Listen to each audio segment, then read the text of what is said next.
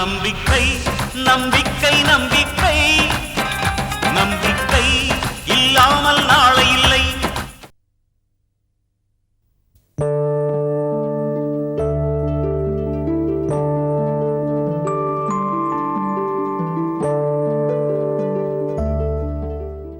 Doctor, நந்தினிக்கு இப்ப எப்படி இருக்கு?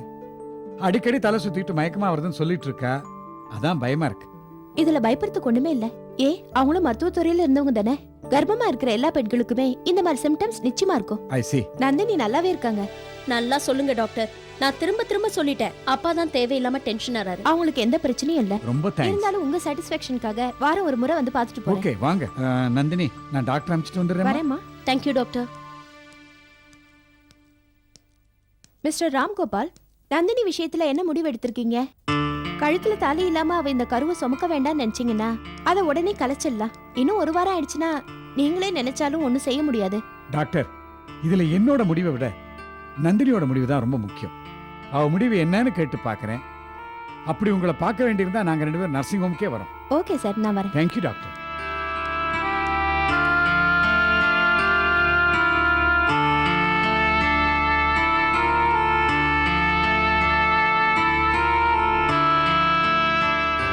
நந்தினி, நம்ம டாக்டர் என்ன சொல்றாங்கன்னா, டாக்டர் சொன்னதை நான் கேட்டேன்பா. என் வயித்துல கருவையும் மனசுல வைராக்கியத்தையும் சுமந்துகிட்டு இருக்கேன். என்ன பொறுத்த வரைக்கும் இது ரெண்டுத்தையுமே நான் விட விரும்பலப்பா. கவச குண்டலத்தை இழந்த உடனே கர்ணனோட உயிர் பிரிஞ்சா மாதிரி என் வயித்துல இருக்கிற கருவை எழுந்துட்டா என் வைராக்கியம், லட்சியம் எல்லாமே செத்துரும்பா. நான் எதுவுமே சொல்லலம்மா. எல்லாமே உன் விருப்பம் தான். ஏதோ டாக்டர் சொன்னாங்களேன்னு ஜஸ்ட் கேட்டேன், அவ்வளவுதான். வசந்தால நான் வஞ்சிக்கப்பட்டேன். சிந்தாமணியால என் வாழ்க்கையே சின்ன பின்னமாயிடுச்சு. ஒரு டாக்டர் அவர் ஹாஸ்பிட்டலோட கௌரவத்தை காப்பாத்தணுங்கிறதுக்காக என்ன வேலையை விட்டே விரட்டிட்டாரு. நல்லதை தவிர வேற எதையுமே நினைக்காத என்ன நான் தங்கியிருந்த நர்ஸ் குவார்டர்ஸ்ல இருந்து வெளியே விரட்டிட்டாங்க. ஒரு நல்லவளை பழிவாங்க பெரிய சக்தியெல்லாம் ஒண்ணு சேர்ந்திருக்குப்பா. இவ்வளவு பெரிய பழிய சுமந்துகிட்டு நான் வாழ வழி தெரியாம நின்னுட்டு இருந்தப்போ நீங்க தானேப்பா வந்து என் வாழ்க்கையில ஒரு ஒளி ஏத்தி வச்சீங்க. இந்த உலகத்துல வசந்த், சிந்தாமணி இவங்கள மாதிரி கெட்டவங்க தான் அதிகம் இருக்காங்க. உண்மைதாம்மா. கௌரவர்கள் 100 பேர், ஆனா பாண்டவர்கள் 5 பேர் தான்மா. இருந்தாலும் உண்மைதாம்மா எப்பவுமே ஜெயிக்கும். ஆமா, உண்மை ஜெயிக்க ஆரம்பிச்சிடுச்சுப்பா. அந்த சிந்தாமணியும் வசந்தோ கையெழுத்து போட்டு கொடுத்த செக் இப்போ என் கையில இருக்கு. அந்த கையெழுத்து தான் அவங்க தலையெழுத்தையே மாத்த போகுது. ஏன் கருவை அழிக்கணும்னு சிந்தாமணி ஆளை வச்சு என்ன அடிக்க பார்த்தா. ஆனா அதையெல்லாம் தாங்கிக்கிட்டு என் புள்ள அழகா என் வயித்துல வளர்றான். என் குழந்தை இந்த உலகத்துல உதயமாகும் போது என் எதிரிங்களோட கதை அஸ்தமனமாகும்.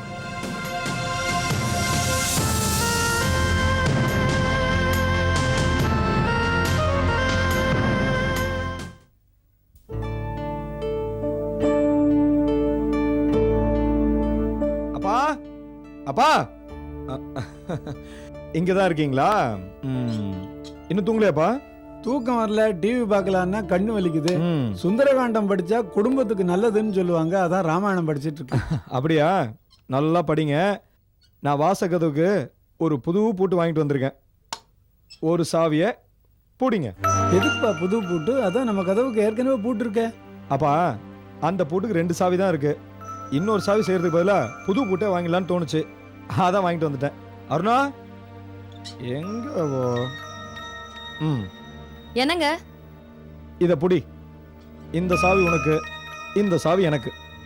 அப்பா, நீங்க இனிமே யாருக்காகவும் காத்துட்டு இருக்க வேண்டாம். நீங்க எங்க வேணாலும் போலாம், எப்ப வேணாலும் வரலாம். புரியுதா? அருணா, நீ சாப்பாடு எடுத்து வை, நான் மூஞ்சி கழிட்டு வந்துடுறேன். கொஞ்ச நேரம் திண்ணையில வெயிட் பண்ணா உங்க கௌரவம் என்ன குறைஞ்சா போயிடும். அதுக்கு இவ்வளவு பெரிய பிரச்சனை உண்டாக்கி புது பூட்டு வாங்குற அளவுக்கு பண்ணிட்டீங்க இல்ல? அம்மா நான் ஒண்ணுமே சொல்லலம்மா. இன்னும் சொல்ல போனா என் பையனுக்கு கல்யாணம் ஆன நாள்ல இருந்து நான் தான் என் வாய்க்கு பூட்டு போட்டுட்டு இருக்கேன். இந்த பூட்டை பத்தி எனக்கு ஒண்ணுமே தெரியாது. உங்க பொண்ண மெக்கானிக் ஷெட்டுக்கு அனுப்பி வச்சு என்னை பத்தி பத்தியும் வச்சுட்டு இப்போ ஒண்ணுமே தெரியாத மாதிரி நடிக்கிறீங்க. ஜெயந்தி ஷெட்டுக்கு வந்தாளா? எப்பம்மா? ஆஹா, அனுப்பி வச்சதே நீங்க தானே. என்னம்மா சொல்ற? நான் எதுக்குமா அவளை அனுப்பணும்? உங்க பிள்ளைய நான் கல்யாணம் பண்ணிக்க கூடாது, இந்த வீட்டுக்கு மருமகளா வரக்கூடாதுன்னு நீங்க ஆரம்பத்துல இருந்தே தடுத்தீங்க. அதையும் மீறி வந்துட்டேன்ல, அது உங்களுக்கு பொறுக்கல. உங்க பொண்ணை தூண்டி விட்டு என் வாழ்க்கையை கெடுக்க பாத்தீங்க. உங்க பொண்ணு உங்க பேச்சை கேட்டுக்கிட்டு இல்லாத ஆட்டம் போடுறாங்க. இங்க பாருங்க, நான் நினைச்சா உங்க பொண்ணை எங்க வீட்டுல வாழ முடியாதபடி பண்ணிடுவேன் தெரியுமா? அருணா, என்னை பத்தி எது வேணான்னு சொல்லு. ஆனா இன்னொரு வீட்டுக்கு வாழ போயிருக்கிற என் பொண்ணை பத்தி தப்பா பேசாத. உங்க 2 பேரையும் நான் எப்பவுமே ஒன்னா தான் பாக்குறேன். சரி, அப்படி ஒரு எண்ணம் உங்க மனசுலயும் உங்க பொண்ணு மனசுலயும் இருந்திருந்தா மெக்கானிக் ஷெட்டுக்கு வந்து என்னை பத்தி தப்பா சொல்ல வேண்டிய அவசியம் என்ன வந்தது? ஜெயந்தி அந்த பக்கம் கோயிலுக்கு போயிருப்பா. அப்படியே அண்ணனையும் பார்த்துட்டு போகலான்னு வந்திருக்கலாம். ஜெயந்திக்கு என் மேல ரொம்ப பிரியம்மா. நான் அன்னைக்கு திண்ணையில் உட்காந்துருந்ததை அவள் வந்தப்போ பார்த்துட்டா. அது மனசு தாங்காம தான் அண்ணங்கிட்ட போய் சொல்லியிருக்கலாம். அது கூட உன்னை குத்தம் சொல்லணுங்கிறதுக்காக சொல்லியிருக்க மாட்டா. அந்த விஷயத்தில் உன் மனசு ஏதாவது சங்கடப்பட்டிருந்தா அவ சார்பில் நான் உங்ககிட்ட மன்னிப்பு கேட்டுக்கிறேம்மா. அதுக்காக நீ உன் மனசால கூட நொந்துக்க வேண்டாம். அவள் வாழ வேண்டியவம்மா. யாரோட சாவும் அவளுக்கு வேண்டாம். ஆ, என்ன மாமனார் மருமகளும் அப்படியே ஜாலியா இருக்கீங்க போல இருக்கு. பாசமுள்ள மருமகளாச்சே, வாழ்க்கையில எப்படி எப்படி நடந்துக்கணும்னு சொல்லித்தரேன். அவ கேட்டுக்கிறா. ஒழுங்கா கத்துக்க அப்பா சொல்லி தராரு. அப்பா வாங்க சாப்பிடலாம். இல்லப்பா, கோயிலுக்கு போயிருந்தப்போ ரொம்ப பழிச்சுது. அப்படியே ஹோட்டலில் டிஃபன் சாப்பிட்டேன். நீ போய் சாப்பிடு. நீங்க என்ன சாப்பிட்டுருப்பீங்கன்னு எனக்கு தெரியாதா? இப்ப என் கூட வந்து கொஞ்சம் சாப்பிடுங்க வாங்க. டேய் பசிக்கலடா, நீங்க 2 பேரும் போய் சாப்பிடுங்க. போங்க. எங்க அவர் தான் சாப்பிட்டேன்னு சொல்றாருல, நீங்க வாங்க. அப்படியா? நான் சாப்பிட்டு வந்துடுறேன்ப்பா. ம்.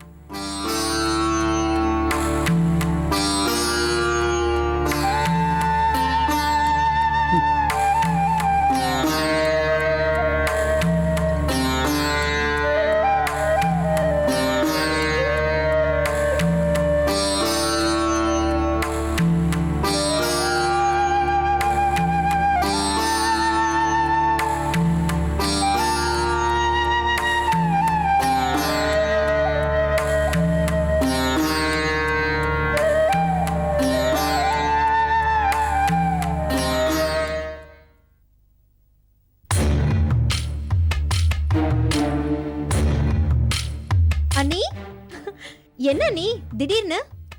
ஏன் எங்க வீட்டுக்கு வர்றதுக்கு நான் முன்னாடியே சொல்லிட்டு வரணுமா? இல்ல அண்ணி, என்ன திடீர்னு யதார்த்தமா தான் கேட்டேன். இங்க பாருங்க, இது என் வீடு. எப்ப வேணாலும் வருவேன், எப்படி வேணாலும் வருவேன். அது ஏன் இஷ்டம். அண்ணி, சொல்றேனேன்னு தப்பா எடுத்துக்காதீங்க. வாக்கப்பட்டு போற பொண்ணு தன்னோட புருஷன் வீடை தான் சொந்த வீடா நினைக்கணும். அப்பதான் வாழ்க்கையில் அமைதி இருக்கும். ஜெயந்தி, என்ன அருணா வந்ததும் வராததுமா உபதேசம் பண்ணிட்டு இருக்க? அவ டயர்டா வந்திருப்பா. போய் ஜூஸ் கொண்டு வா. அம்மா நான் போய் எடுத்துட்டு வரேம்மா. உன் வேலையை பாரு. ஜெயந்தி, நீ போய் எடுத்துட்டு வா. என்ன அருணா, எப்படி வந்த? ஆட்டோல வந்துட்டேன் மம்மி. எதுக்கு ஆட்டோ? மாப்பிள்ளைக்கு கார் வாங்கி கொடுத்தாச்சே. நீ கஷ்டப்படக்கூடாதுன்னு தானே மாப்பிள்ளைக்கு கார் வாங்கி கொடுத்தோம். மாப்பிள்ளைகிட்ட சொல்லி இங்க வந்து இறங்கியிருக்க வேண்டியதானே? அவர் காலையிலே கிளம்பிட்டாரு. சரி, எனக்கு ஃபோன் பண்ணியிருந்தா நான் கார் அனுப்பியிருப்பேன்ல. ஆட்டோல வந்தா நம்ம குடும்ப கௌரவம் என்ன ஆகுறது? இனிமே இப்படி எல்லாம் பண்ணாத. கவர்மெண்ட் பஸ்ல படிக்கட்டுல தொங்கிட்டு போனவங்க எல்லாம் இன்னைக்கு நம்ம வீட்டுக்கு வந்து நம்ம கார்லயே போகலையா? நீ எதுக்காக ஆட்டோல வரணும்? அண்ணி, எடுத்துக்கோங்க.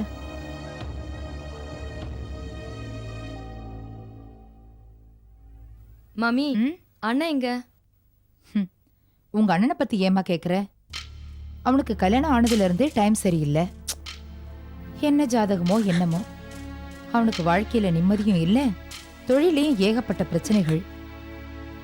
பிரேமுக்கு நீ மனைவியா போன நேரம் அவருக்கு புது காரும் வந்துச்சு, புது கார் ஷெட்டும் வாங்கியாச்சு. ஆனா உங்க அண்ணன் வசந்துக்கு வந்திருக்கிறது ஒன்னும் சரியில்லை. இருக்கிறது எல்லாத்தையும் தொடச்சிட்டு போயிடும் போல இருக்கு. எனக்கும் சில பிரச்சனைகள் இருக்கு மம்மி. பிரேம் பர்சனலா நல்லவர் தான். ஆனா எதுக்கு எடுத்தாலும் அப்பா அப்பான்னு உயிரே விடுறாரு.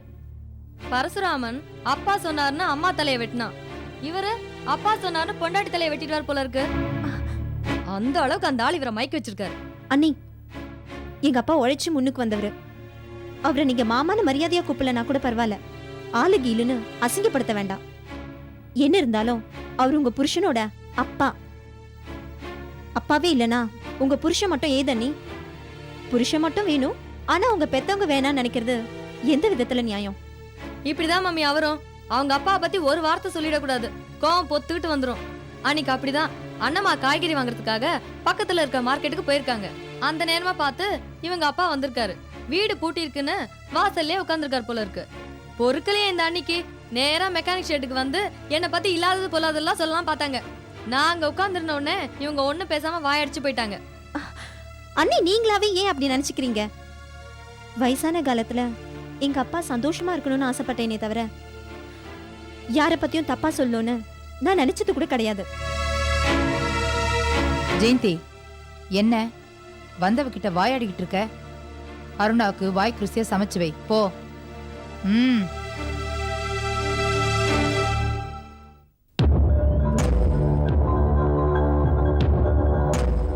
இத பாரு அருணா, அவங்க அப்பா மேல இவங்க 2 பேருக்கும் இவ்வளவு பாசம் இருக்குதுன்னா அதுக்கு ஒரு சின்ன காரணம் இருக்கு. சின்ன வயசுலயே அவங்க அம்மா போயிட்டதால அவங்க அப்பா மொத்த பாசத்தையும் கொட்டி இவங்கள வளர்த்திருப்பாரு. அதனால உன் புருஷனை நீ சொல்லி திருத்த முடியாது. அப்போ இதுக்கு என்னதான் வழி மம்மி? அந்த ஆளோட டார்ச்சர்னால் தாங்க முடியல. கொஞ்சம் பொறு. விஷத்தை கொடுத்து கொல்றது ஒரு ரகம், வெல்லத்தை கொடுத்து கொல்றது இன்னொரு ரகம். இப்ப ராமையாவுக்கு வெல்லத்தை தான் கொடுக்கணும். கொடுத்துடுவோம்.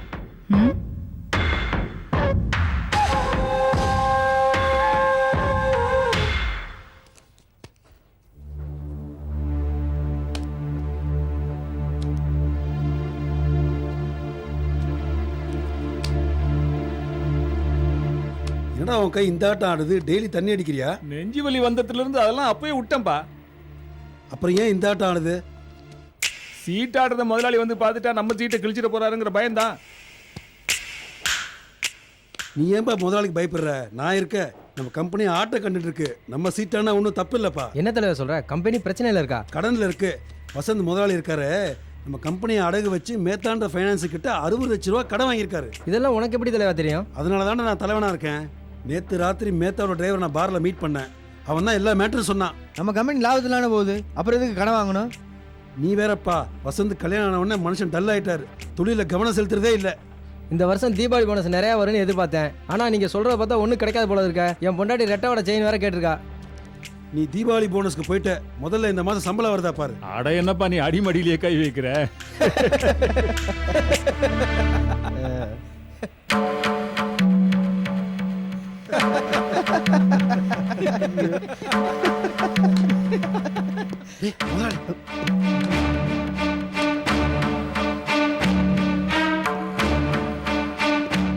ஏன் நிறுத்திட்டீங்க? சரிங்க, நல்லா சரிங்க. நீங்கெல்லாம் சிரிச்சு சந்தோஷமா இருக்கணுங்கிறதுனால தான் நான் கடனை வாங்கி கம்பெனியை நடத்திட்டு இருக்கேன். நான் நாளைக்கே கம்பெனியை மூடிட்டு போயிட்டா என் வீட்டில் அடுப்பெரியும். ஆனால் உங்கள் வீட்டிலலாம் உங்கள் பொண்டாட்டி பிள்ளைங்களோட வயிறு தான் எரியும். முதலாளி வந்து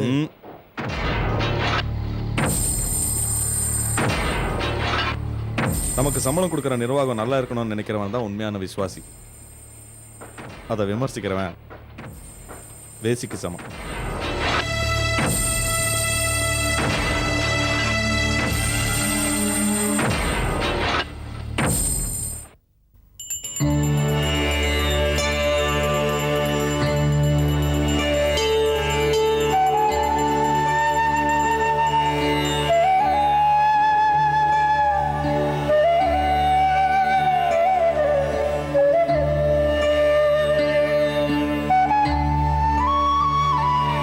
நேரத்தோட வந்து சாப்பாட்டை முடிச்சுக்குங்க. ராப்பிச்ச மாதிரி வந்தா என்னால சாப்பாடெல்லாம் போட முடியாது.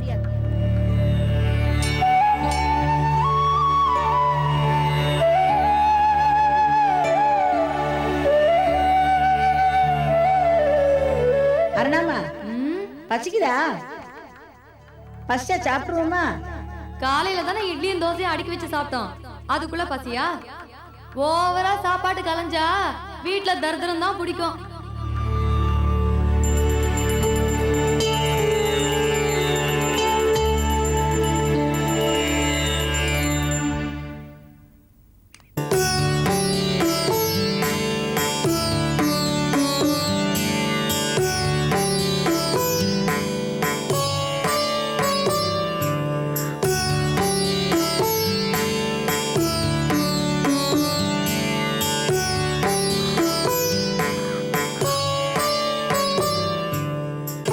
சாமி, இன்னொன்னு தாங்க சாமி. ஒரு ஆளுக்கு ஒன்று தான் கொடுப்போம்.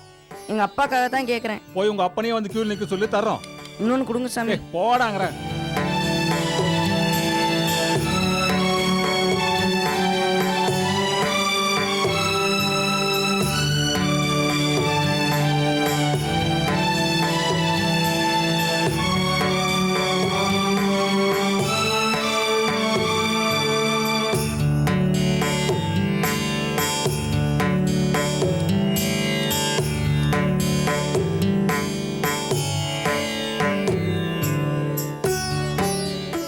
தம்பி, உங்க அப்பாவே வந்து பொங்கல் வாங்கிட்டு போக வேண்டியதுதானே? அவருக்கு கால் ஊனும் தாத்தா. அவரால் ரொம்ப நேரம் நிக்க முடியாது. அங்க பாருங்க.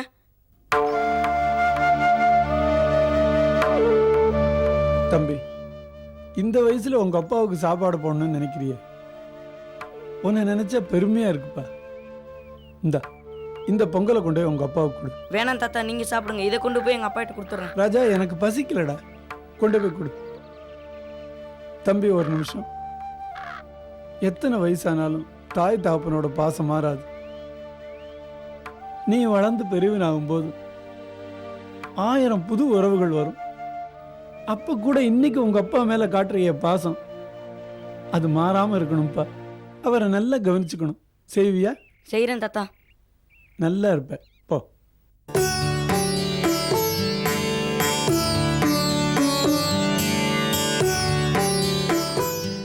இந்தாங்க அப்பா, சாப்பிடுங்க. வாங்கிட்டு வந்துட்டியா? ம்.